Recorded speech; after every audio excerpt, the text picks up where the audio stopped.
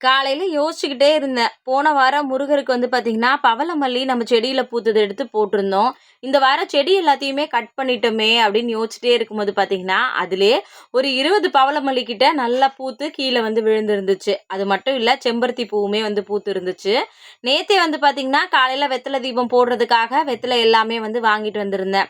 காலையில வந்து பார்த்தீங்கன்னா, நம்ம வீட்ல இருந்த கொஞ்சம் பூ வச்சு, கடையில வாங்கிட்டு இருந்த பூவையும் வச்சு, இன்னைக்கு முருகருக்கு வந்து பார்த்தீங்கன்னா, வெற்றிலை தீபம் வந்து போட்டிருந்தேன்.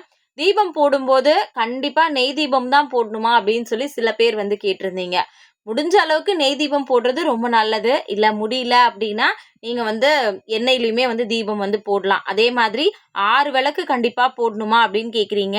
வெற்றிலையில 6 தீபமும் போடலாம். இல்ல அப்படின்னா, ஒரே ஒரு தீபம் கூட போட்டு நீங்க வெற்றிலை தீபம் வந்து போடலாம். இன்னைக்கு யாரெல்லாம் வெற்றிலை தீபம் போட்டீங்கன்னு மறக்காம கமெண்ட்ல சொல்லுங்க. Thank you.